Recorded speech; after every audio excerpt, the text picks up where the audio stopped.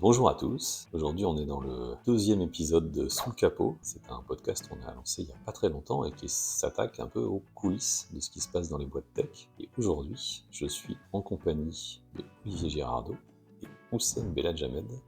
Et je vais vous laisser vous présenter rapidement et après on va parler scrapping de données. Du coup, moi, c'est Oussem. Aujourd'hui, je suis staff engineer chez Malte et je m'occupe de la partie sécurité, enfin, en tout cas, l'ensemble de la sécu de Malte. Et moi, Olivier Girardot. Alors, j'ai fait pas mal de taf, mais présentement, je suis CTO d'une startup qui s'appelle Arcane. On fait des entrepôts de données de santé et je suis en charge des équipes d'intelligence artificielle, donc plus précisément de NLP, donc Natural Language Processing, et d'infrastructure et de Medical Data Analyst. Voilà. Mais par contre, moi, avant d'attaquer, je me rappelle que Hugo, au premier épisode, tu as parlé d'un certain H, enfin, quelqu'un avec Oui, un prénom qui commence par un H, j'ai vu qui ça s'est aussi. dégonflé au dernier moment. Je sais Ouais, pas si tu peux nous en dire il me plus. semble, mais voilà, je suis content que finalement ça t'ait un peu fait réfléchir. Ouais. Ouais, enfin, on va dire que j'avais pas trop le choix, hein. Je t'ai pris en otage, c'est ça? Enfin, sache que, d'ailleurs, enfin, si je peux ajouter un truc sur ça, j'ai jamais autant stressé. Enfin, si, je me rappelle, c'est limite, c'est la même sensation de mon premier talk au Mexit. Franchement, ça m'a rappelé exactement la même chose. Genre, j'ai passé la semaine à être malade, à avoir de la fièvre, juste en Ah, pensant c'est à dingue, ça, tu c'est dingue. vois. Ouais. Mais bon, là, aujourd'hui, on parle d'un sujet que tu connais quand même pas mal. Enfin, on lutte un peu contre. Enfin, on va en parler un peu pour expliquer ce que c'est et puis et voir pourquoi certains luttent contre, certains, au contraire, essayent d'en faire un outil qui peut les aider. On va parler de scrapping de données. Je pense qu'on peut déjà commencer par expliquer ce que c'est que le scrapping. C'est quoi pour vous le scrapping? Comment vous le définiriez? Le scrapping, c'est l'extraction d'informations de la part on va dire, d'un attaquant. J'avoue, j'ai plus été du côté de l'attaquant que du côté du défenseur sur cette partie-là, d'extraction d'informations et de transformer de contenus non structurés, donc de pages HTML qui sont légèrement structurées, de transformer ça en une base de connaissances qu'on peut arriver à utiliser indépendamment. Alors ça, sur des données publiques, sur des données privées, peu importe. Du moment qu'elles sont exposées sur Internet. Tu rajouterais quelque chose à cette définition? Non, c'est très bien. Je trouve il a bien présenté le concept. C'est exactement ça. Du coup, je pense qu'on va parler plus tard de tous les aspects du scrapping. Enfin, il a parlé un peu des données qui sont disponibles publiquement, mais il y a aussi le scrapping après une authentification, ça reste du scrapping. Et du coup, derrière, on parlera sûrement un peu de l'aspect légal du scrapping, de l'usage de ces informations, euh, de tout ça. Mais je pense qu'on abordera ces sujets-là. Non, ce que je rajouterais, ce que je rajouterais quand même, c'est l'opposition qu'on fait souvent entre le scrapping et le crawling. Le crawling étant plus associé aux robots comme les robots Google, les moteurs de recherche, etc. Où là, leur objectif, c'est pas tellement d'extraire l'information, même si c'est plus de répertorier, d'inventorier, de récupérer, on va dire, toutes les métadonnées et les données qu'il y a dans les sites web, mais plus dans un vue d'indexation. Et là, c'est plus une pratique qui est tolérée ou encouragée sur cette partie-là, alors que le scrapping, c'est la plupart du temps pas du tout toléré et pas du tout encouragé. Bah, on pourra revenir à ça quand on parlera un peu des protections, parce que justement, il y en a qui font la distinction, non pas sur le mot crawling ou scrapping, mais plutôt sur bad bot, good bot. Moi, je ferais quand même juste une nuance entre, pour bien que tout le monde comprenne, qu'il y a le scrapping d'une part, et il y a l'automatisation d'une action d'autre part, qui est un peu différent. Le scrapping, c'est de la quantité, quoi. On va chercher de la data, on la récupère chez nous. Là où on peut aussi automatiser des actions sur une page, pour plein de raisons particulières. Je sais pas, euh, j'ai pas envie de remplir tel formulaire ou alors mes tests unitaires tout simplement. Ça, c'est plutôt de l'automatisation. En fait, ça peut reposer des fois sur les mêmes outils, c'est pour ça que on peut des fois avoir des confusions, je trouve. Et dans quel cadre vous l'avez déjà utilisé? Je parle pas de s'en défendre, là je parle vraiment de l'utiliser. Enfin, c'est quoi un peu les cas d'usage pour ça? Hmm, alors, enfin, de mon côté, c'est surtout de l'automatisation, plutôt en termes de scan de sécu. Genre, vraiment, enfin, crawler plusieurs pages, récupérer le contenu des scripts, faire un diff, voilà, ce genre de choses. Après, bien sûr, moi j'ai pas mal aussi bossé sur l'aspect défensif, enfin, du coup, mettre en place des outils pour contrer ça, ajouter des layers de sécu. Mais Est-ce qu'il faut bien connaître les outils pour pouvoir s'en défendre d'ailleurs? Alors, enfin, je pense qu'on va peut-être rentrer en détail plus tard, mais aujourd'hui, je pense qu'on peut ralentir un scrapper, mais on peut pas complètement le bloquer. Enfin, ça, c'est un avis personnel, hein. Enfin, en tout cas, pour l'instant, j'ai pas trouvé un moyen parfait qui permette de le faire correctement. Mais je pense que plus tard, on peut rentrer en détail sur ces aspects tech. C'est marrant parce que dans ma vision d'attaquant, à la fois il y a des choses qui sont beaucoup plus simples et à la fois c'est de plus en plus compliqué. Bon, je reviens là-dessus. Pour revenir à ta question initiale, moi j'ai un peu plus de passif côté attaquant. Au même moment que alors Hugo, on se connaît aussi pour avoir cofondé ensemble une boîte qui s'appelait Lateral Force. Au même moment où on montait Lateral Force, je montais une startup aussi qui s'appelait Apart Info. C'était au moment où commençait à y avoir un peu dans le monde toute la vague open data. Donc commençait à y avoir un peu d'ouverture de données de la part des États, mais c'était timide. Ça allait toujours sur certaines facettes, mais c'était timide. Et si on prend des données très spécifiques, comme par exemple toutes les données de l'IGN, donc les données géographiques et des choses comme ça reste des données qui sont quand même extrêmement protégées de la part de l'État, parce qu'il y a beaucoup d'investissements pour les créer, de manière générale. Et originellement, moi, la startup que je montais, donc Apart Info, elle était là pour faire une sorte de TripAdvisor de l'immobilier.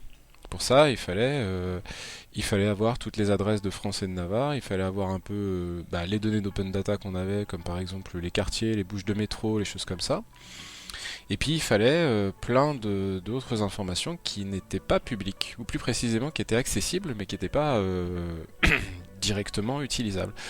Donc dans les cas d'utilisation là-dessus, moi, à cette époque-là, cette boîte-là, j'ai rempli sa base de données en scrapant, en ayant des pipelines de nettoyage, en ayant énormément de sources de données diverses et variées, qu'elles soient françaises ou internationales, pour pouvoir arriver à remplir la base de données, pour pouvoir arriver à pouvoir répondre à ça. Voilà. Donc ça, c'était un premier cas d'utilisation. J'avais aussi un autre cas d'utilisation où j'avais monté une autre appli pendant un moment qui s'appelait Incident RATP. Voilà. Que j'ai dû légèrement renommer Incident Transport parce qu'apparemment on n'a pas forcément le droit d'utiliser le mot, le mot d'une marque dans un nom de domaine. Je l'ai appris très rapidement. Enfin très rapidement. Non, je l'ai appris à mes dépens en tout cas. À cette époque-là. Et typiquement, cette appli, elle était là pour permettre aux gens de crowdsourcer, on va dire, les incidents qui se passaient sur les transports. Parce que c'était impossible d'avoir une information fiable de la part alors originellement de la RATP, mais bon, des transports en commun, une information fiable sur est-ce qu'il y avait vraiment des incidents. Donc l'idée, c'était plutôt de géolocaliser et de déclarer des incidents par les usagers directement, pour que comme ça on puisse arriver à avoir ça. Et il y avait quand même un petit croisement d'informations avec la RATP là-dessus, donc je crawlais à cette époque-là, enfin je scrapais à cette époque-là aussi les données de la RATP pour essayer de récupérer un peu plus d'informations là-dessus. Donc ça c'est les deux cas, alors il y en a eu d'autres, hein, il y en a eu plein d'autres, mais Je vais essayer les deux cas où j'ai vraiment scrappé je là-dessus. vais essayer d'en résumer Ouais. un autre parce que je sais qu'il était familier, mais je suppose que comme il est peut-être un petit peu, entre guillemets, protégé par le secret, je vais essayer de le synthétiser facilement. Il y a aussi pas mal de commerces en ligne dont leur but, c'est aussi de récupérer la donnée des concurrents pour pouvoir étalonner les prix. Et sachant qu'il y a des prix qui peuvent changer dans la journée, en fait. Et donc, il y a des outils de scrapping qui sont faits pour ça, quoi. Et puis, dans un autre... Ouais, il y a des boîtes qui fournissent ces données-là.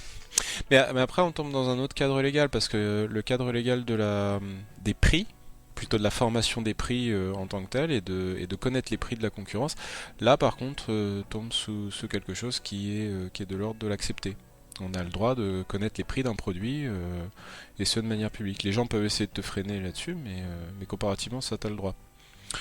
Donc il y a effectivement il y a le scrap des concurrents. Donc si je devais résumer un peu les cas d'utilisation dont tu posais la question, il y a constituer une base de données pour démarrer un produit, pour démarrer une activité, passer l'étape du cold start, quoi, avoir vraiment de la donnée pour pouvoir arriver à fonctionner. Il y a effectivement l'analyse concurrentielle là-dessus, et puis après il y a, on va dire, de la copie privée qui serait plus où on récupère les données comme ça. Le dernier, mais c'est un peu dans le premier, le dernier c'est aucun algorithme de machine learning fonctionne particulièrement bien sans données initiales, donc il y a un gros enjeu à constituer le plus gros corpus de données possible pour pouvoir arriver à entraîner des algos de machine learning derrière. Ouais. Et pour illustrer, je pense que c'est le cas 1, et justement parce qu'après ça nous fera une passerelle assez simple sur la partie légale. Moi, je me rappelle d'un service qui s'était construit il y a assez longtemps, qui était en fait basé sur Airbnb. En gros, c'est des gens qui scrapaient Airbnb et qui proposaient derrière un service additionnel qui était, je crois, de la conciergerie, il me semble. Hein. Et donc pour ça, ils avaient besoin des datas de Airbnb. Et puis un jour, Airbnb a dit stop, et le service a dû fermer. Et en fait, des services comme ça, c'est assez fréquent qu'il y ait des gens qui essaient de parasiter un premier service en récupérant leurs data et soit en ajoutant un service supplémentaire, soit carrément en créant le même service. Ça, pour le coup, ça, c'est un truc qui nous arrive, nous. Des gens qui s'amusent à récupérer toutes les données des freelance Malte pour se dire, bah nous, maintenant, c'est chez nous. C'est des gens qui bossent avec nous, donc venez nous voir parce qu'en fait, on sait faire ça. Bon, quand même un côté un peu très discutable, je pense que ça se voit déjà de base. Mais c'est quoi pour vous, les différents éléments légaux justement qui rentrent en ligne de compte là dans ces différents cas-là? Pour moi, en fait, c'est ça qui est un peu compliqué avec le scrapping parce que, il y a toujours une zone un peu floue. C'est un truc qui est un peu encadré par la loi, mais ça reste flou, c'est toujours un sujet d'interprétation. Par exemple, le scrapping est légal, quand l'information est disponible publiquement sur Internet, mais derrière, il faut faire attention un peu à ce qu'on trouve dans les CGU des sites, dans les conditions générales d'utilisation, par exemple de Malte. On va trouver un article qui dit vous n'avez pas le droit de nous scraper, vous n'avez pas le droit d'utiliser nos données, etc. Pareil pour des sites comme LinkedIn et les autres. Et donc, pour moi, la légalité du scrapping dépend un peu de l'usage de l'usage derrière. Est-ce que c'est pour un usage privé, commercial? Est-ce qu'on va retravailler les données ou pas? Est-ce que dans les données qu'on va scraper, est-ce qu'il y a des données personnelles ou pas? Voilà. En fait, je sais pas si on a le droit de parler de ça ou pas. Ça me fait penser un peu à des sites. Les sites un peu qui me font un peu tiquer, c'est des sites comme. Je sais pas si ça vous parle. En fait, les outils marketing ou les outils d'enrichissement d'email, on va dire ça comme ça. Voilà. D'identification de personnes, d'enrichissement de CRM. Ça reste des boîtes qui existent, qui sont utilisées par des scale-up en France, par des boîtes françaises, mais on se pose jamais la question sur l'origine de leurs données. En fait, quand on regarde leur site, on va voir qu'ils sont RGPD compliant, il y a les badges dans tous les sens. Mais derrière, franchement, moi je me pose la question, est-ce qu'ils ont vraiment demandé le consentement des gens? Je peux te le dire, moi mon numéro de téléphone il traîne dans ces bases-là, ça m'énerve. Et ils n'ont jamais demandé mon consentement, et quand tu essaies de les contacter, c'est un enfer parce qu'ils te disent qu'ils savent pas comment ça marche, machin. C'est un enfer.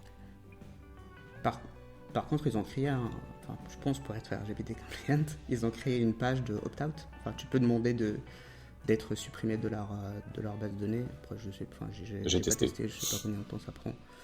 Ça marche pas toujours bien. Ça marche pas toujours bien parce qu'en fait, tu as une partie des datas, elles ont déjà été diffusées à plein de boîtes. Ces boîtes-là, en fait, elles ont leur propre copie. Donc, eux-mêmes vont te dire, non, mais déjà, ils ne vont pas te donner l'origine. Vu que c'est des centres d'appel qui te joignent, ils te disent jamais comment ils l'ont eu, comment est-ce qu'ils la stockent, si vraiment tu as la garantie qu'ils la suppriment. C'est un enfer après derrière. C'est pour ça, en fait, pour moi, l'aspect légal du scrapping reste un peu flou et dépend toujours de l'usage derrière, quoi, et des types des données aussi qui sont scrappées. T'as totalement raison. Il y a, j'ai fait un peu, on va dire, une partie des devoirs avant de venir, quand même pour vérifier, parce que je suis un peu dans la même veine que toi. En gros, t'as, deux, trois jurisprudences et deux, trois articles, que ce soit du code pénal ou du code de la propriété intellectuelle qui s'appliquent, sans compter effectivement, comme tu disais, les CGU. Donc les CGU sont censés effectivement opposer l'utilisation du truc. Il y a une justification, mais alors je mets des gros disclaimers à la fois tout ce qu'on est en train de dire sur cette section, parce que en vrai ça demande avis légal informé et opposable, parce qu'on n'est pas ni tous les trois spécialistes du légal. Mais pour donner un petit peu l'ampleur de la question, le code de la propriété intellectuelle, il définit que effectivement l'extraction à des fins privées, elle est autorisée. L'extraction ou la réutilisation d'une partie non substantielle aussi. Alors là, il faut juger le côté substantiel. Il y a la partie code pénal qui punit de 5 ans d'emprisonnement et de 150 000 euros d'amende, mais si tu arrives à juger du caractère frauduleux important de la chose. Bon, d'accord. Et pour vous donner une petite idée, parce que les méta-moteurs de recherche qui existaient pendant un moment, en fait, il y a des méta-moteurs de recherche qui, en termes de jurisprudence, se sont fait, retoquer en France ou dans l'Union européenne, sous le prétexte qu'ils ne fournissaient pas vraiment un service additionnel au-dessus de la donnée. Donc ils scrapaient, effectivement, ou ils tapaient dans les API, ou ils récupéraient de manière un peu sauvage, mais comme ils n'apportaient pas vraiment de transformation sur la donnée, ils se sont fait rebooter. En contrepartie, tu as une jurisprudence de Ryanair versus Opodo, en 2010, où là, la transformation a été réalisée sur les données, a été jugée suffisante pour justifier d'un investissement substantiel de la part d'Opodo, et donc, c'est bon. Donc, il y a un vrai côté où, en gros, combien t'as retravaillé la donnée, importe peu. Enfin, importe beaucoup. Et récemment, il y a, je sais pas si vous avez entendu parler, mais dans la guerre sur les gros mandales de langue, donc sur les LLM, la France est quand même rentrée un petit peu avec Mistral dans toute cette histoire. Si vous demandez à Mistral d'où viennent leurs données, ils vous diront non, mais c'est très lié à notre propriété intellectuelle et la qualité des données est quand même très importante pour l'entraînement des LLM, donc non. Mais après, une des dernières lignes de défense qui par contre effectivement s'applique quoi qu'il arrive et qui est pas soumise à équivoque, c'est le RGPD. Là-dessus, si tu récoltes des données personnelles de quelqu'un qui n'a pas donné son consentement et que tu l'informes pas, là, ça donne pas particulièrement lieu à interprétation. Juste, enfin sur les outils d'enrichissement marketing comme ça, certains s'en sortent en ne stockant pas vraiment la donnée personnelle, mais en stockant des algorithmes permettant d'arriver à reconstruire la donnée. Comme par exemple la reconstruction des emails ou des choses comme ça. Et comme ça, ils arrivent à justifier qu'ils ne stockent pas de données personnelles, mais que par contre, ils reconstituent l'algorithme, le système de règles en fait, permettant de le retrouver. Moi c'est pareil, hein, je suis pas spécialiste, mais il y a quand même des trucs sur lesquels, en tout cas nous, on s'est basé pour aller un peu toquer à certaines portes, qui sont, d'une part effectivement nos CGU, CGV, qui quand même précisent l'usage dans lequel tu es censé utiliser le site. Deuxièmement, il y avait le parasitisme économique, parce qu'en fait, c'est pas lié spécifiquement au fait que tu aies scrappé de la donnée, mais par contre que tu construises un business sur une donnée, sur laquelle nous, on a fait tout un effort commercial, marketing, tout ce que tu veux pour la constituer, et que d'autres s'en servent pour créer un autre business concurrent, là quand même, là-dessus on a toujours eu raison. Tu vois. Le parasitisme économique, ça fonctionne systématiquement. Et puis le dernier truc, c'est comme tu dis, c'est la RGPD. Les gens qui vont scraper, là où on parlait de ça, mais il y a des gens qui scrapent des données de mal. Sur les données de mal, tu as des données personnelles. Les gens, ils n'ont pas donné leur consentement pour se retrouver ailleurs, surtout exposés en disant ce sont des gens qui bossent chez nous et voici leurs coordonnées pour les contacter. Là on est sur un sujet, pour moi, il n'y a même pas photo, quoi. Il y a zéro sujet de est-ce que c'est légal ou pas, quoi. Je sais pas. Après, il y a le sujet des entreprises qui ne sont pas soumises à la RGPD. Techniquement, il y a une extraterritorialité là-dessus. La RGPD est un droit associé à la personne et pas particulièrement associé à ça. En fait, c'est la distinction. En fait, ça a été posé non pas dans un cadre légal au sens de l'activité d'une société, ça a été posé sur les gens. Ça a été posé sur les citoyens de l'Union européenne. Donc, de ce côté-là, c'est un peu comme beaucoup de lois américaines, mais t'as une extraterritorialité applicable de base. toute société qui traite des données de citoyens européens est attaquable au sens de la RGPD. Ouais, bon, ce qui est pas facile dans les faits, hein. Mais oui, je me rappelle de la Bien sûr. presse, une partie de la presse américaine qui, au moment de la RGPD, enfin de l'entrée en vigueur de la RGPD, bloquait les utilisateurs européens. Et il y avait donc marqué, nous, on n'est pas compliant, on ne sait pas l'être, donc vous êtes bloqués. Bon, depuis, ça s'est normalisé, mais ça a été vrai pendant pas mal de temps, hein. Une fois qu'on a posé tout ce que on n'avait donc pas le droit de faire, maintenant on peut discuter de comment on peut le faire. Ça, je le cite un peu pour l'anecdote, mais il y a des outils technologiques, machin, etc. Mais là où il y a une certaine, certaine complexité, c'est qu'il y a aussi des fermes à humains. Oui, je sais, ça fait très moche comme nom, comme nom, mais il y a des boîtes dans certains pays qui embauchent des gens pour faire du scrapping manuel. Du coup, il n'y a pas de comportement prédictible, machin, etc. Mais bon, ça c'était un peu pour l'anecdote, parce que ça rajoute un peu de sel en fait dans comment est-ce qu'on le détecte. Et sinon, vous citeriez quoi sinon comme type d'outil en termes d'attaque? Déjà, moi, avant de commencer à parler des outils, avant de mettre en place un outil, déjà il faut faire un peu la différence entre les bots, parce qu'aujourd'hui, par exemple, pour un site comme Malte, la dernière fois que j'ai regardé, c'était entre 30-35% du trafic aujourd'hui chez Malte, ça vient d'un bot. Okay. Quand je parle d'un bot, en fait, il y a deux catégories de bots. Il y a les bons bots et les mauvais bots. Un mauvais bot, il voit un site, il scrape. Un bon bot, ce qu'il fait, il voit un site, il scrape aussi. Mais attendez de la placer celle-là. Exactement. A few moments ago. Soyez à l'aise, quoi. Bon, je sais que vous avez l'habitude de faire des blagues qui sont quand même assez nazes. Grand montage. Ok. C'est noté. Bon courage pour le montage, hein, parce que ça va pas être simple. L'important, ça sera d'essayer de garder quelque chose, quoi. Ouais, du coup, il y a les good bots et les bad bots. Les good bots, ça peut être des bots comme Google, comme Bing, comme comme il a dit Olivier au début. Ces bots-là, on peut les catégoriser comme des crawlers, comme des bons bots. On veut que ces bots nos scrap, on veut que ces bots indexent nos profils dans leur moteur. Et il y a aussi les bots de nos partenaires, tout simplement. Je peux donner un exemple, tu vois, c'est toutes les sites, toutes les pages de statut des boîtes, forcément elles te scrapent pour savoir si tu marches, quoi. Exactement. Ça peut être ça, comme ça peut être un callback d'un outil de finance qu'on utilise, ce genre de choses. Donc tout ça, on peut les mettre dans la catégorie des bons bots. Après, il y a l'autre catégorie qui est les bad bots. Donc là, on va trouver les scrappers. Les scrappers qui vont récupérer des informations, récupérer les profils, les concurrents, tout ça. Mais on peut aussi trouver, on va trouver aussi les scanners sécu, les sites qui vont trouver des failles, les scans auto en sécu. On va trouver des bots qui vont de credential stuffing, qui vont tester par exemple des creds sur. En gros, il y a plusieurs. Derrière, en fait, dans chaque catégorie, il y a plusieurs sous-catégories. Quand on met un outil, quand on met un premier layer, on va dire, de sécurité, il faut déjà trouver un outil qui va faire qui peut faire la différence, qui peut laisser passer, on va dire, les bons bots et bloquer les autres. Donc, on cherche vraiment à contrer une partie des bots.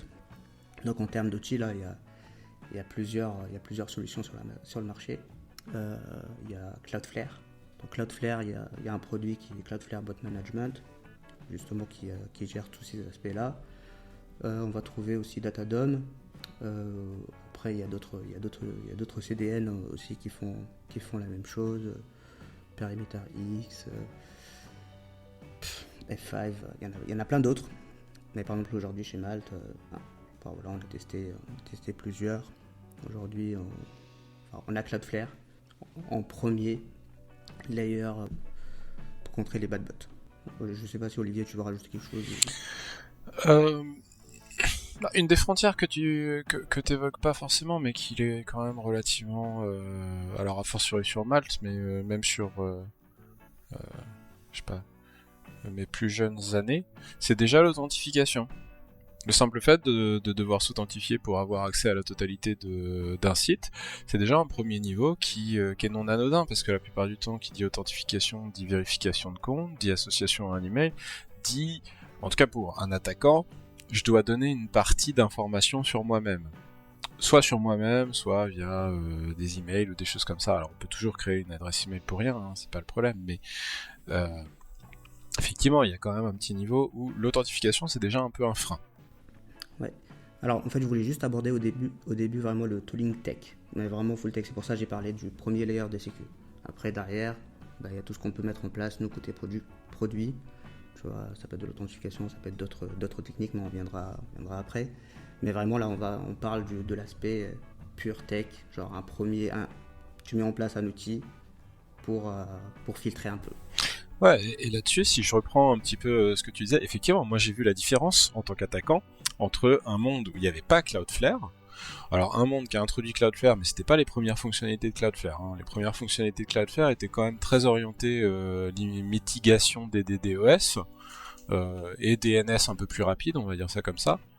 Quand moi je l'ai connu au tout début. Et donc de ce côté-là, Cloudflare était pas vraiment un frein pour moi à ces époques-là. Il fallait vraiment que les gens aient mis des protections côté produit pour pouvoir arriver à ce qu'il y ait vraiment pas la porte ouverte. Après, effectivement, maintenant, il y a un peu plus de protection côté Cloudflare qui rend le sujet un petit peu plus compliqué. Et effectivement, dans le sujet, laisser passer les bons bots des mauvais bots, c'est là où on rentre dans un truc, il y a des trucs qu'on peut falsifier, il y a des trucs qu'on peut pas falsifier. Le côté falsification des user agents pour essayer de passer en trouvant un user agent avec lequel ça passe, donc une header, hein, parce que c'est jamais qu'une header HTTP, hein, cette partie-là, et ben ça c'est bon, ça passe. Le côté plage d'adresse IP qui est protégé ou qui est identifié comme étant ça, c'est les crawlers de Google, ils sont sur telle et telle plage d'adresse IP, ça c'est difficilement falsifiable, et donc effectivement ceux qui ont une intelligence un peu plus développée comme blocage où ils se placent carrément à l'échelle de la couche de communication, plus difficile d'arriver à bypasser. À l'époque, moi, on parlait un petit peu des techniques d'attaque. À l'époque où je faisais ça, parce que bon, dans le cadre des entrepôts de données de santé pour les hôpitaux, je le fais beaucoup moins, on va dire ça comme ça, voire pas du tout. Non, pas du tout.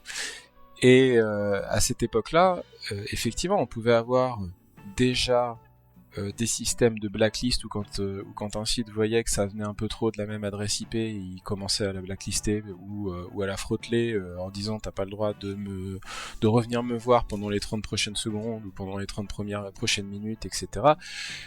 Seulement, même à cette époque-là, il y avait déjà Tor, donc on pouvait déjà commencer à se connecter au réseau Tor. Pour ceux qui connaissent pas, c'est via Onion Router. Il y a des API en Python et l'idée de Tor, c'est fondamentalement tu as un certain nombre de pools de machines dans un réseau et tu peux faire des hops réseau dans ce système de telle façon à falsifier un peu d'où tu viens. Seulement, il y a le réseau Tor en interne et puis comme c'est comme un oignon, il y a un layer externe, et le layer externe de Tor, par définition, c'est les nœuds qui ont des adresses IP publiques qui vont être utilisées. Donc l'ensemble des nœuds qui ont des adresses IP publiques qui vont être utilisées, c'est déjà un pool d'adresses IP publiques, entre guillemets, gratuit, que en tant qu'attaquant, tu peux utiliser. Donc moi, ce que je faisais à cette époque-là, c'est que j'avais automatisé le scrapping, je détectais quand est-ce que je me faisais blacklister, et je m'arrangeais pour avoir qu'un seul layer d'utiliser dans Tor, pour limiter la latence réseau. Donc ne faire que un seul hop, et après changer d'adresse IP, effectivement, à chaque fois que je me faisais blacklister.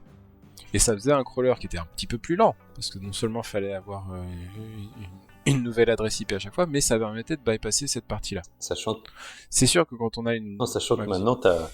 je sais pas si ça existait à l'époque où tu faisais ça, mais maintenant, t'as des services, t'as des SaaS, en fait, qui existent.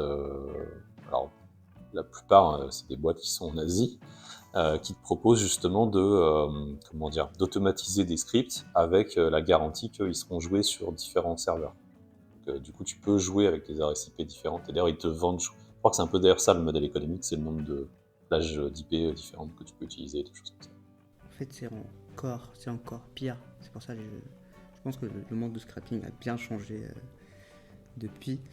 En fait, la réputation d'une adresse IP ou la source d'une adresse IP, ça reste une méthode simple et efficace pour bloquer un scrapper. Parce qu'en fait, tout simplement, on peut mettre en place une règle simple qui dit si l'adresse IP c'est une adresse IP d'un data center, c'est l'ISP, c'est l'ASN, derrière je détecte que c'est Amazon ou c'est GCP ou c'est OVH, peu importe. Bon, je peux prendre la décision de bloquer directement, tu vois.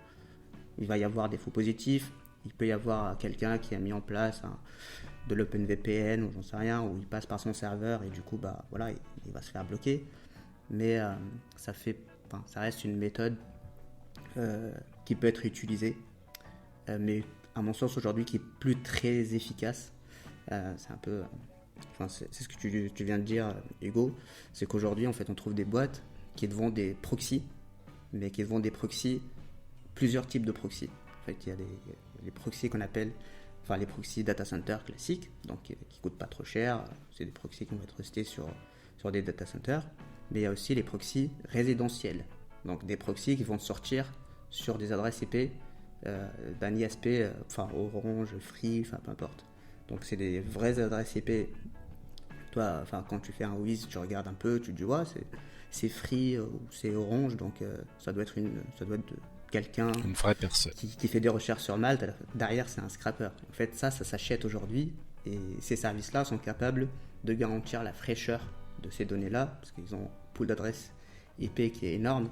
D'ailleurs, la pool d'adresses IP, ça peut être des adresses IP qui ont été obtenues légalement, mais aussi illégalement, c'est-à-dire des PC infectés, des objets connectés, des zombies, oubliés, etc.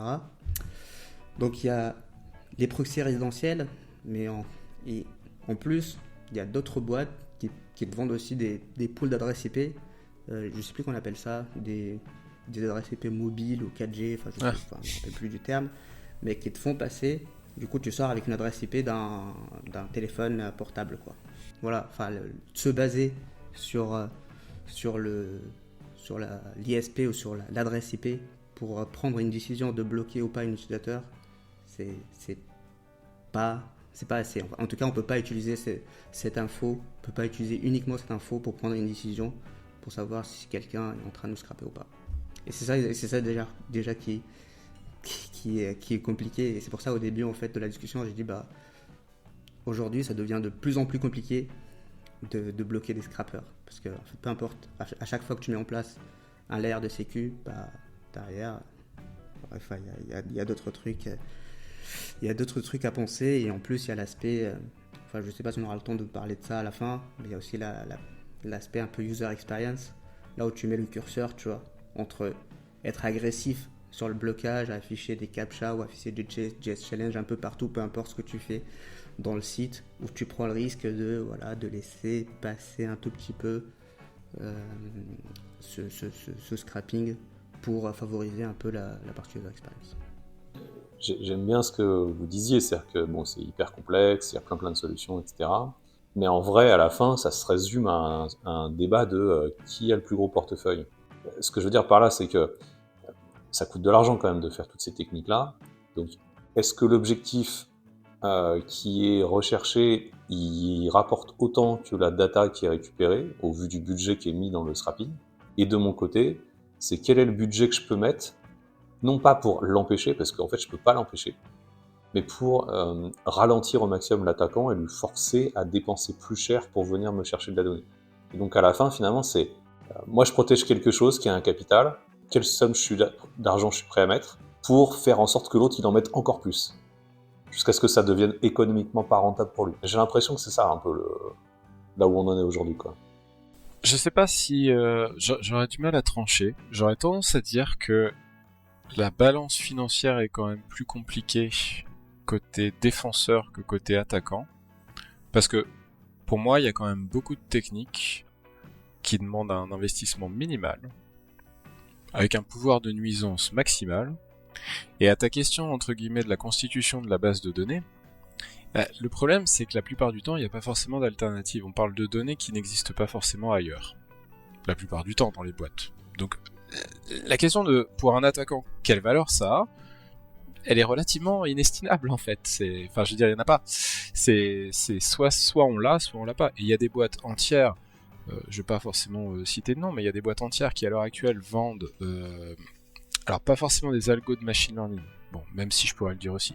Il y a des algos de machine learning ou des sources de données un peu raffinées qu'elles ont récupérées après des années, des années, des années et des années de scrapping, qu'elles ont passé, etc. à la moulinette, au moment où c'était un peu le Far West, qu'elles ont gardé comme ça, où elles se sont fait un corpus d'informations, que ce soit, en gros, si je rentre un peu dans la notion d'embeddings, mais en gros, qui ont calculé, si vous voulez, des vecteurs au sens machine learning, etc. Donc des sources de données qu'on peut utiliser informatiquement dans des algos de machine learning, qui les ont constituées sur des dizaines d'années, et qui derrière le vendent par API à prix d'or, parce que tout simplement cette donnée-là correspond à, que ce soit dans les domaines médicaux, légaux, RH, dans tech, enfin tout ce qui est, on va dire, vocabulaire spécialisé, dans le côté traitement du langage naturel, ça a une valeur inestimable. Et là, la totalité de la guerre qu'il y a autour des LLM, donc de tout OpenAI, ChatGPT, GPT-4, GPT-5, Llama, Falcon, il y en a plein, sans compter GitHub Copilot, hein. Et ben tout ça, le nerf de la guerre quand même, enfin c'est un peu on voit un petit peu via ces systèmes-là ce qu'on nous vendait comme promesse que la data c'était du pétrole depuis les 20 dernières années. Parce que là, effectivement, eux, ils ont réussi à accumuler suffisamment de données. La différence entre la performance de tous ces algos-là, alors il y a beaucoup de science là-dedans, bien sûr, mais c'est quand même la qualité des données. Et le scrapping, enfin, je veux dire, c'est le nerf de la guerre pour toutes ces boîtes-là, en fait, en vrai. On n'en parle pas, ils en parlent pas, ils se cachent bien, ils se cachent derrière le panache de la publication scientifique. Mais sans ces données qu'ils ont... allez, voler est un bien grand mot, mais voilà, sans ces données qu'ils ont accumulées sur des dizaines d'années, etc., ça n'existerait pas. Moi, je crois beaucoup au fait que justement la donnée soit un peu la nouvelle ressource hyper importante dans le domaine informatique. J'avais beaucoup aimé un bouquin que j'avais lu qui s'appelait c'était de Kai Fu Lee, et c'était l'IA la plus grande mutation de l'histoire. Il parlait de ça en fait.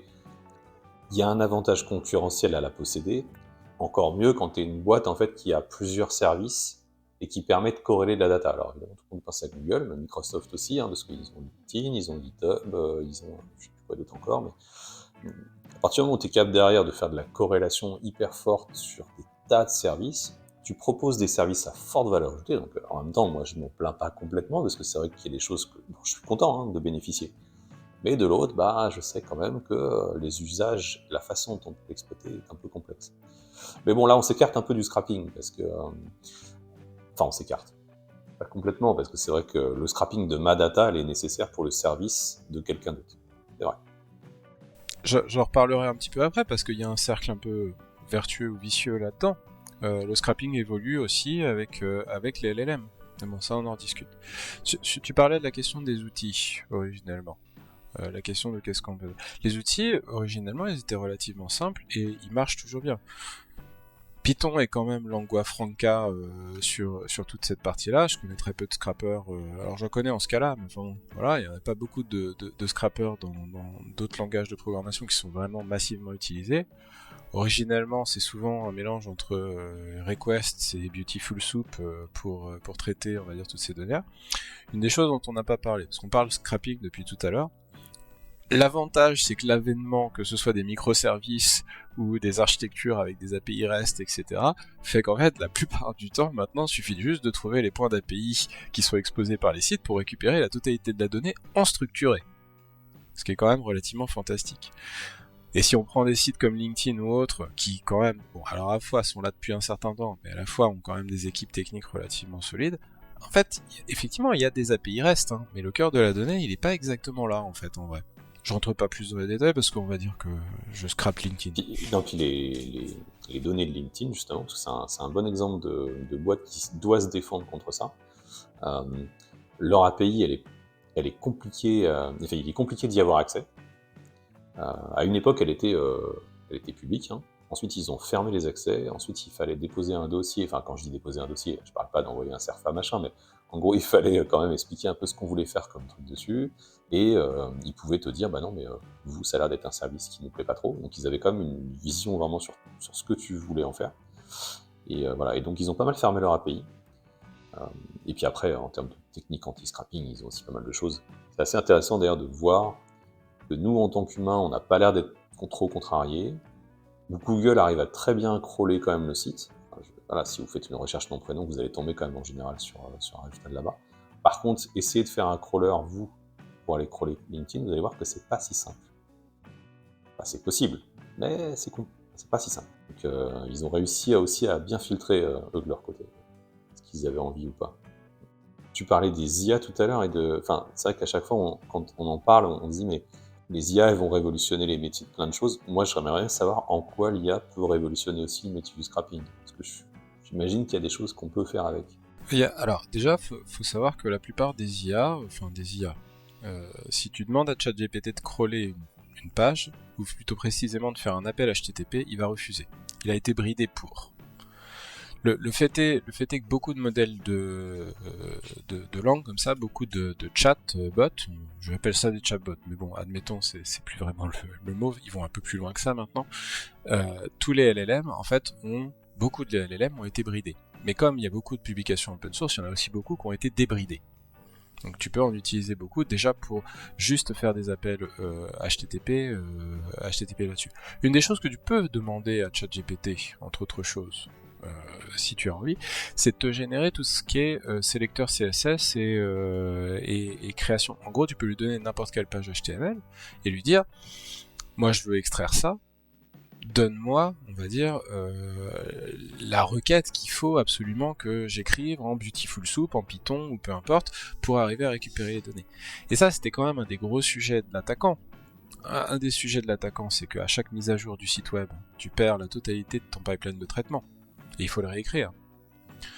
Le simple fait d'avoir un prompt avec un LLM, où soit il peut te régénérer le code, soit il peut te régénérer de manière chirurgicale le sélecteur en termes de DOM que tu as besoin d'écrire, ça change beaucoup la donne en termes de maintien dans cette histoire. Donc moi je rejoins Oussem là-dessus. Le rôle du défenseur, à partir du moment où en gros tu peux muter autant que tu veux ta page, tu auras toujours une IA qui sera capable de s'adapter et d'arriver, en gros si l'œil humain arrive à le voir, un programme sera capable de le voir aussi, là c'est compliqué. J'ai vu une vidéo, je crois que c'était hier, je sais pas si vous êtes tombé dessus, c'est sur la chaîne Underscore, qui était assez intéressante parce que justement il parlait des capacités qui sont aujourd'hui exploitées, enfin qui sont sur le point d'être exploitées par des IA pour automatiser de l'action. L'objectif étant d'avoir des outils qui seraient des assistants personnels à qui tu demanderais de faire telle ou telle action. Par exemple, réserve-moi un voyage sur tel truc. Sachant qu'il y a plein d'outils qui ne proposent pas d'API. Et donc c'était l'objet de leur vidéo, alors je me permets de faire un condensé, mais sinon il faut aller la voir. Mais ce qui était intéressant, c'est qu'en gros, la personne disait, d'une part, ils vont exploiter la partie computer vision, donc c'est-à-dire analyser une image, ils vont faire un screenshot de l'application, analyser une image, essayer d'extraire en fait plus ou moins qu'est-ce qui semble être des boutons d'action et qu'est-ce que ça peut vouloir être. Et à partir de là, ils vont itérer pour essayer de voir comment cliquer aux bons endroits. Il semblait dire que la technique même d'analyser le code HTML pour en déduire les sélecteurs CSS, en fait, ils étaient même pas forcément... C'est pas la piste qu'ils ont envie d'exploiter, parce qu'ils trouvent que c'est un peu bancal. Donc, ouais, je trouvais ça super intéressant, mais apparemment, ça prend des... il y a déjà une piste là qui est pas mal explorée, qui a l'air prometteuse. Donc bon, prometteuse pour eux, peut-être pas pour tout le monde, mais... La totalité, alors typiquement, un des gros travaux des équipes IA que j'ai, c'est tout ce qui est extraction et structuration des comptes rendus médicaux. Donc, toute la partie, si tu veux, extraction, structuration, que tu as d'une version très vertueuse de l'IA, où là tu essaies juste de restructurer de l'information qu'un médecin a écrit textuellement, les mêmes techniques sont utilisables pour arriver à extraire l'information d'une page web dans un objectif un petit peu moins vertueux. Voilà. Donc effectivement, si des langages un peu plus évolués, ce qui sauve le défenseur dans cette histoire-là. C'est que tous ces modèles-là, ils demandent effectivement, tu parlais d'une course à l'armement et plus précisément d'une course au budget, ça coûte extrêmement cher. Cette partie LLM, ça coûte extrêmement cher, soit en temps GPU, ce qui veut déjà dire que tu as des GPU, soit en appel d'API à l'heure actuelle. Et comme en plus nos applications web sont de plus en plus compliquées, la taille de nos HTML, de nos DOM, etc. sont d'autant plus compliquées, et que ces modèles-là ont ce qu'on appelle des contextes window, c'est-à-dire des fenêtres d'attention relativement limitées, soit tu splits et tu cherches au fur et à mesure, mais donc le temps CPU, le temps GPU associé à ces trucs-là est relativement important. Mais de toute façon, aujourd'hui, même sans mettre les moyens, j'ai l'impression qu'il y a pas mal de projets open source. Je pense à deux projets open source aujourd'hui qu'ils arrivent à être à jour et mettre en place aujourd'hui des bypass qui fonctionnent. Juste pour revenir un peu au sujet du scrapping, du tooling et des manières un peu de protection. Par exemple, nous, chez Malte, on utilise Cloudflare, et la plupart des solutions de bot management, au final, ça fonctionne de la même manière. Il y a des techniques, on a parlé de la réputation de l'adresse IP, mais il y en a d'autres. Olivier, au début, tu as abordé un peu la partie, les headers, les user agents, tout ça. Mais il n'y a pas que ça, il y a la partie, il y a tout ce qui est fingerprinting, genre TLS fingerprinting, device fingerprinting, pour savoir, quand tu fais une requête avec un curl ou avec une lib Python vs une requête qui a été faite directement dans le browser, détecter un peu le comportement humain, détecter s'il y a des événements, si on a bougé un peu le curseur, si on a tapé, ou est-ce que c'était juste un sélecteur CSS qu'on a utilisé derrière pour cliquer. En fait, toutes ces techniques aujourd'hui qui sont en place par les outils justement de bot management, aujourd'hui il y a moyen, il y a des gens qui ont passé du temps à dev des libs, c'est pour ça qu'au début je disais que c'est un peu compliqué, qui sont passés du temps à dev des libs pour bypass ces méthodes de protection. Par exemple, il y a des libs qui vont générer qui vont simuler un peu des clics, des mouse clics ou des moves de curseur. Il y a des libs qui vont, par exemple, si on utilise Selenium, en fait Selenium, ce qu'il va faire, c'est qu'il va injecter des variables dans le DOM. Et en fait, grâce à ça, un outil de bot management va directement détecter que c'est un bot et va bloquer. Sauf qu'en fait, si on utilise ce genre de lib, derrière, en fait, ces libs vont modifier ces variables, ou ils vont supprimer ces variables. En gros, ils vont faire en sorte de préparer la requête pour que ça soit indétectable par un bot management. C'est pour ça, du coup, quand j'ai parlé d'un premier layer de sécu, il faut mettre en place ce genre d'outil pour réduire et pour ralentir, on va dire, les 50% des bots classiques. Mais après, derrière, je pense qu'il faut pas hésiter à mettre en place d'autres layers dans le produit. En gros, c'est toi qui dev ton produit, donc c'est toi qui connais ton produit mieux que l'attaquant, ou pas. Des fois, j'ai une question de béotien. Je suis très naïf, et c'est vrai qu'il y a des fois où je tombe sur des mécanismes de... C'est pas des captcha, mais c'est des trucs du genre cocher la case si vous êtes un robot ou pas. Et je trouve ça tellement naïf. Ça marche, ces trucs-là ? J'arrive pas à comprendre pourquoi ça marcherait, en fait. Ah oui, ça marche. Mais pourquoi ? Je veux dire, c'est con quand même de cocher ou pas une case. Pour exactement ce que disait Oussam, il y a une petite analyse, non pas tellement de... En fait, si tu veux, je sais pas si tu te rappelles, pendant un moment, il y avait pas mal de boîtes qui vendaient de l'analyse du X basée sur le regard.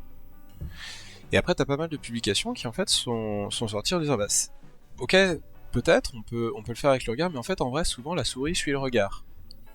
Et la plupart des solutions, effectivement, de reCAPTCHA ou de trucs comme ça, qui te demandent juste de cliquer, suivent le parcours de ta souris, parce que un bot va pas forcément avoir le même parcours de souris qu'un humain. De par le regard, les animations qui sont faites, je pense qu'une bonne partie des animations dans ces CAPTCHA, parce que ça tourne, ces trucs-là, sont faites aussi pour attendre une réponse, on va dire, neurologique correspondante, et donc un comportement au niveau de la souris qui soit lié. Donc oui, je pense qu'effectivement ça marche. Et d'ailleurs, tu feras un petit test la prochaine fois si tu veux. Tu te mets sur un captcha comme ça, et tu le laisses. Tu bouges pas ta souris. Tu vas voir que le truc, au bout d'un moment, il va retourner, te laisser une deuxième, troisième chance, etc. Mais après, il va te kicker, en fait. Et il va te kicker parce qu'il considère que ton comportement n'est pas humain. Ok. Mais je pense que ça marche. Après, j'ai pas de stats là-dessus, je t'avoue. Non, mais des fois, je suis surpris parce que je vois des trucs qui ont l'air tellement chiants pour l'utilisateur. C'est ça que tu disais tout à l'heure, Oussem. Tu disais, mais c'est quoi la limite entre faire chier les gens, tu sais, versus se protéger contre l'attaquant? Bon, je suis un peu mauvaise langue, mais je trouve que tu as certaines administrations qui ont tendance à avoir des trucs. Alors, je parle pas des administrations gouv.fr, machin. Je parle plutôt, tu vois, des administrations type collège, lycée, tu vois, qui ont des applications, des fois, qui ont été un peu fait maison. Rouler à la main sous les aisselles, machin, etc. Et t'as des trucs, mais avec des formulaires qui n'ont nulle utilité, des images qui sont de toute façon inexploitables pour... En plus, le pire, c'est que ça gêne des gens qui potentiellement ont des problèmes de vision, tu vois. Mais des trucs avec des contrastes hyper faibles, machin, etc. Et je me dis, mais... en vrai, là, on est plus en train de me dégrader mon expérience à moi que de résoudre un problème. J'ai l'impression. Peut-être qu'en fait, c'est hyper efficace, hein, j'en sais rien. Mais... On s'est posé la question aujourd'hui chez Malte, il y a quelques mois par rapport à ça. En fait, par rapport à ce qu'on va afficher à l'utilisateur quand on n'est pas sûr que ce soit un bot. Enfin, juste une petite intro sur ça. Pour chaque requête, en fait, on a un score qui est entre 0 et 100. Quand le score est proche de 0, c'est que Cloudflare il est sûr que c'est une requête automatisée. Ça peut être un bot, voilà, c'est une requête automatisée. Quand le score est proche de 100, c'est que voilà, il est plus ou moins sûr que c'est un humain. C'est pas parce qu'il est plus ou moins sûr que c'est un humain, c'est que c'est vraiment un humain. C'est ça qui est compliqué aussi. Du coup, voilà, enfin nous on se base sur ça et d'autres données. Et en fait, quand on n'est pas sûr que l'utilisateur soit un humain, bah derrière, en fait, avant on affichait un captcha. Et franchement, les captchas, c'était pas simple des fois à résoudre. On a revu ce mécanisme. Aujourd'hui, on a changé les captchas, on est passé par des JS Challenge. Les JS Challenge, je sais pas si ça vous parle, c'est quand vous arrivez sur un site où ça vous dit il faut attendre 5 secondes. Genre, voilà, il y a un truc qui tourne là pendant 5 secondes et paf, la page est refresh et on arrive sur le vrai site. Et aujourd'hui, on est passé justement à un autre mode et on a laissé un peu le choix à Cloudflare, pour choisir la méthode, on va dire la plus efficace. En gros, soit c'est du JS Challenge, soit du CAPTCHA. Et derrière, en fait, nous, on se base un peu sur les données fournies par Cloudflare, par exemple, pour savoir le nombre de personnes qui ont réussi à résoudre le CAPTCHA, pour savoir s'il y a du faux positif ou pas, quelle méthode vraiment à utiliser, sur quel endpoint, est-ce qu'il y a des CAPTCHA qui ont été trigger sur des endpoints d'API, ce genre de choses. Mais voilà, c'est juste pour vous dire, on est passé par toutes ces étapes-là aujourd'hui chez Malte. Avant, voilà, on affichait tout le temps des CAPTCHA et c'était vraiment pénible pour les utilisateurs. On a eu pas mal de retours sur ça. Et puis on a essayé d'avancer petit à petit.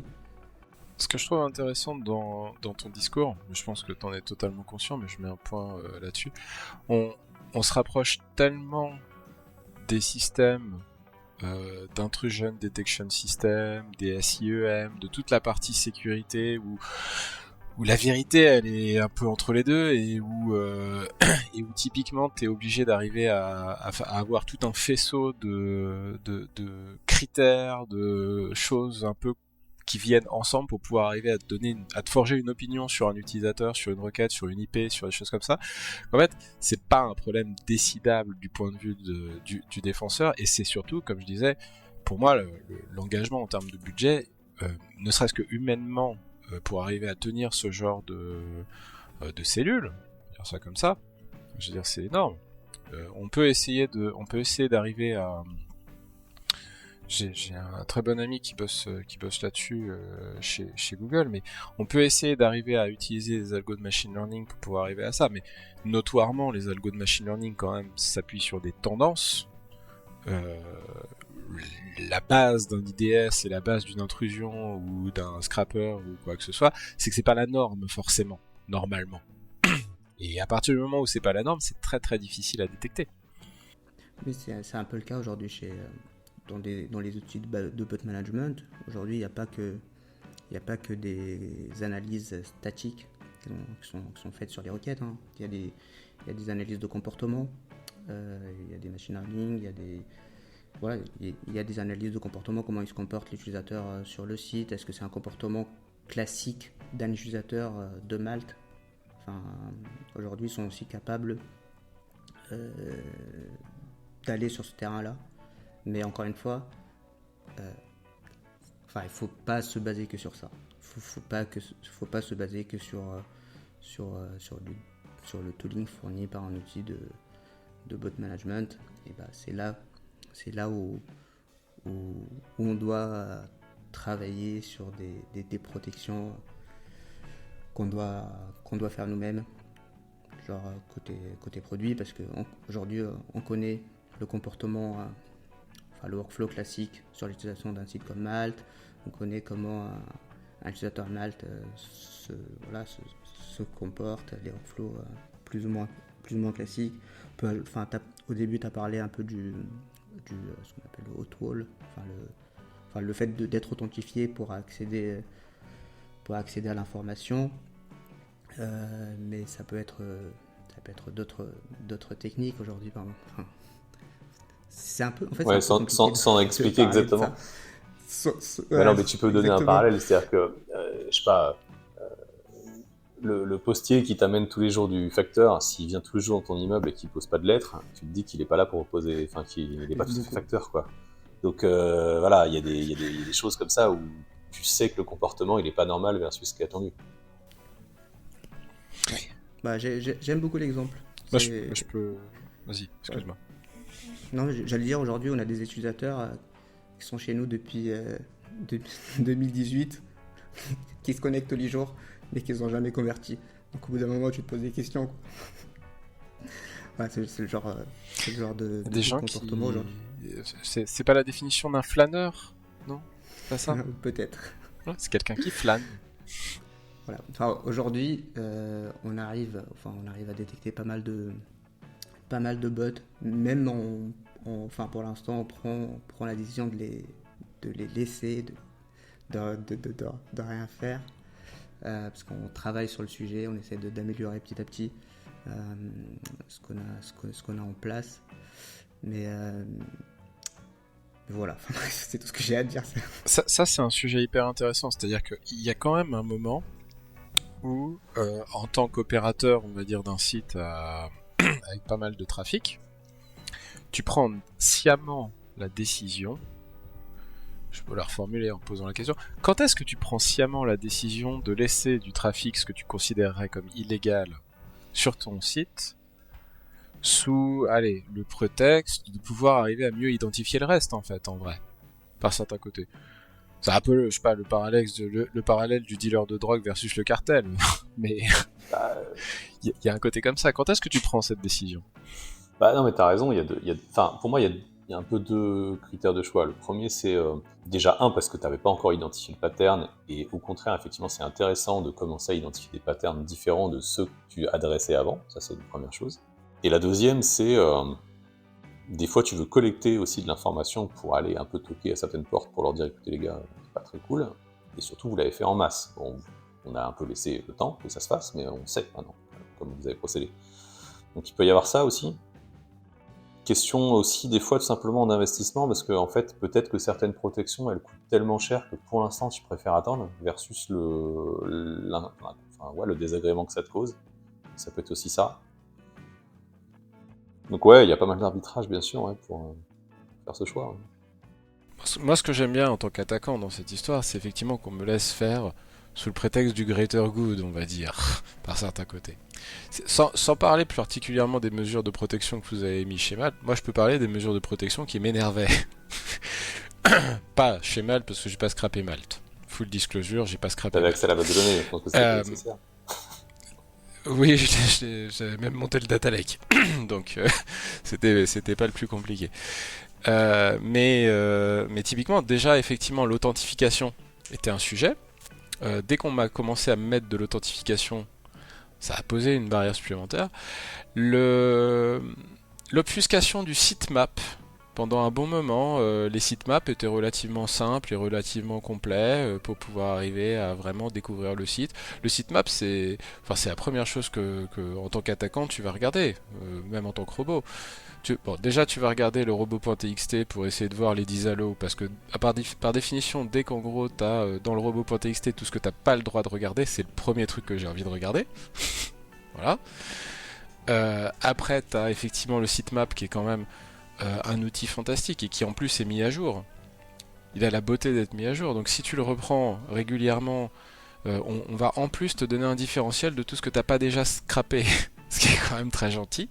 Moi je tiens à remercier tous les opérateurs du monde de maintenir à jour un sitemap pour moi. Je fais plus ça, mais voilà.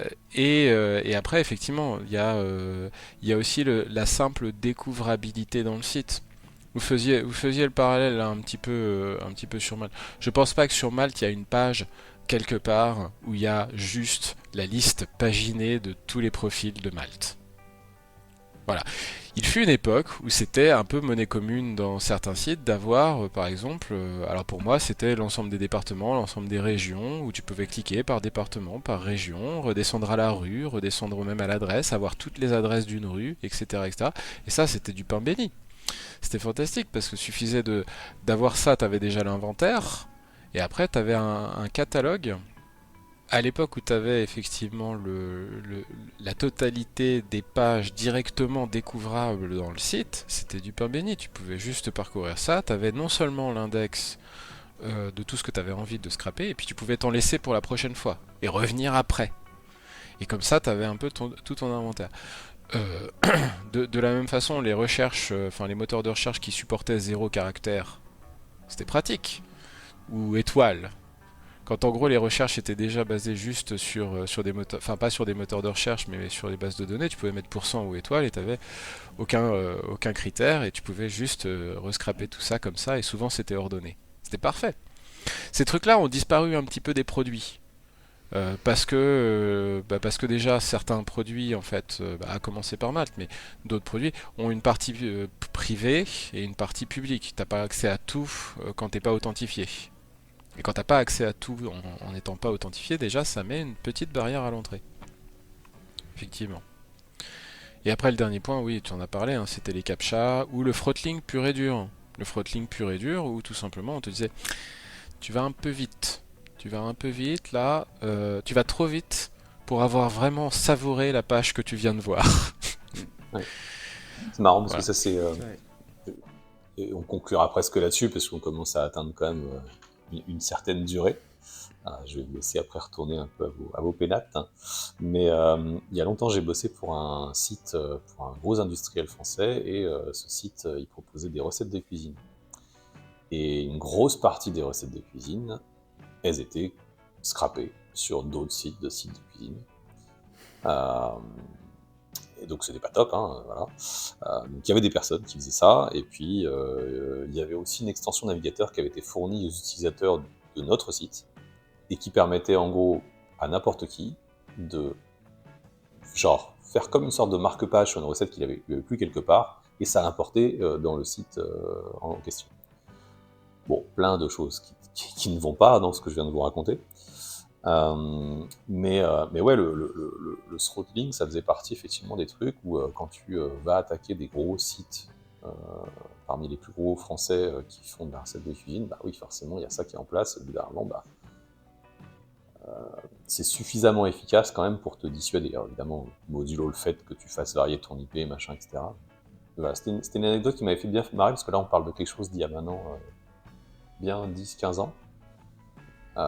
Donc on n'était pas du tout au même point en termes de protection anti-bot, en termes de technique de scrapping. Et voilà, et 10-15 ans plus tard, on reparle encore de ces sujets, parce que finalement, il n'y a aucune raison que ça se démode, hein, ces sujets-là. Alors, les techniques ont évolué, les protections et les techniques d'attaque ont évolué, effectivement. Donc sur ce, je vous remercie beaucoup de m'avoir accompagné sur cette un peu plus d'une heure ensemble. Je sens que le sujet, honnêtement, on pourra encore en parler, parce que je pense qu'on a tous des anecdotes à raconter là-dessus, mais après ça fait un peu long quand même. Donc je vous propose de finir ici, et puis la prochaine fois on essaiera peut-être d'inaugurer les studios, parce que savez-vous qu'il existe des studios chez Malte pour enregistrer aussi un podcast. Donc Ah ouais. peut-être qu'un jour on fera ça.